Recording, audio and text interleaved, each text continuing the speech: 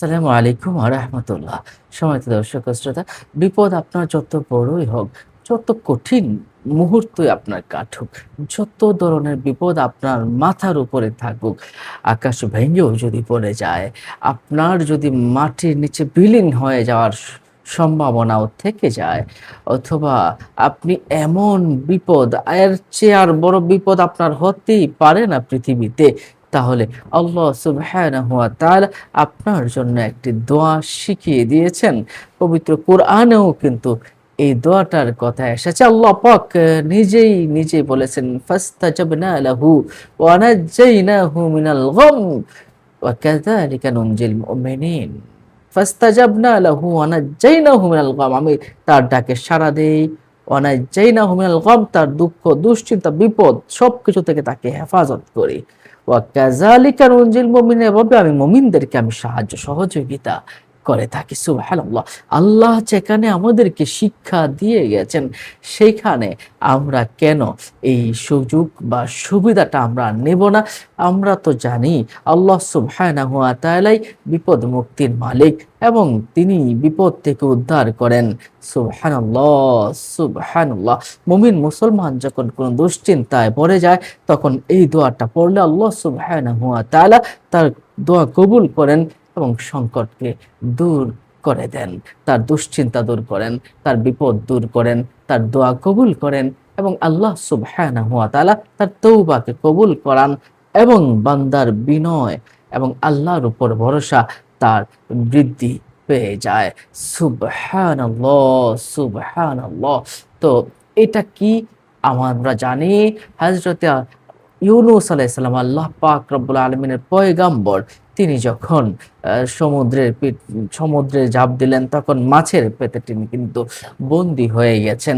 মাছের পেটে বন্দী হয়ে যাওয়ার পরে তিনি কিন্তু এই দোয়াটা পড়তেছিলেন, লা ইলাহা ইল্লা আনতা সুবহানাকা ইন্নী কুনতু মিনাজ জালিমিন।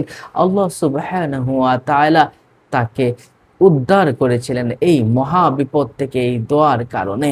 লা ইলাহা ইল্লা আনতা সুবহানাকা ইন্নী কুনতু মিনাজ জালিমিন। তুমি ব্যতীত আর কোনো উপাস্য নেই, তুমি ব্যতীত কোনো মাবুদ নেই, তুমি পুত পবিত্র, নিশ্চয়ই আমি জালিমদের অন্তর্ভুক্ত হয়ে গেছি। আল্লাহু আকবার, আল্লাহু আকবার।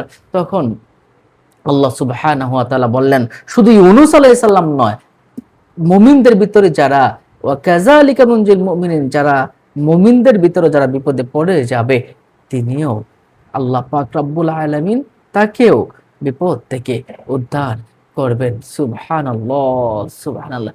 এবং আল্লাহ সুবহানাহু ওয়া তাআলা যখন এই আয়াতটা নাজিল করলেন, সাহাবায়ে কেরাম আল্লাহ রাসূল সাল্লাল্লাহু আলাইহি ওয়াসাল্লামকে বললেন, ইয়া রাসূলুল্লাহ, আমাদেরকেও কি এই এই বিপদ থেকে এই দোয়াটা পড়লে উদ্ধার করবেন? অবশ্যই, অবশ্যই তোমাদেরকেও এই বিপদ থেকে উদ্ধার করবেন। সাদ ইবনে আবি ওয়াক্কাস রাদিয়াল্লাহু তাআলা আনহু, তিনি এই হাদিস খানা বর্ণনা করেছেন। সুবহানাল্লাহ।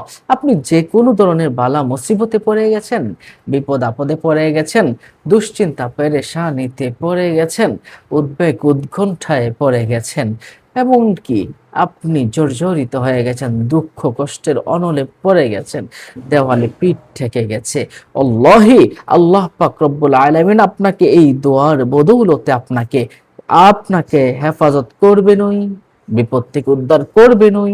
আল্লাহ পাক নিজেই যে পবিত্র কোরআনে বলেছেন, যারা পড়ার মতো পড়বে, বিশ্বাস, ভক্তি, ভালোবাসা নিয়ে যারা পড়বে, তারা তাদের দোয়া আল্লাহ পাক কবুল করবেন। অন্তর দোয়া কবুল হওয়ার একটা মনোভাব থাকতে হবে।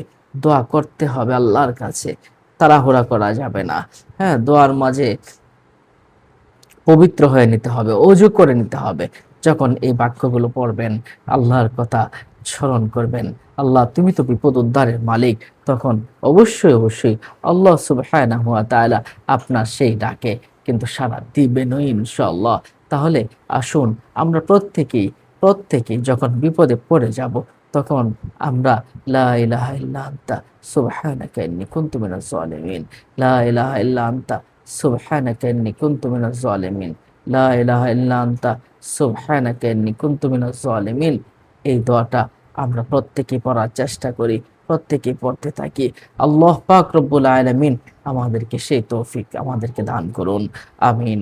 আসসালামু আলাইকুম ওয়া রাহমাতুল্লাহি ওয়া বারাকাতুহু। অন্য মুমিন মুসলমানকে জানাতে শেয়ার করে দিন।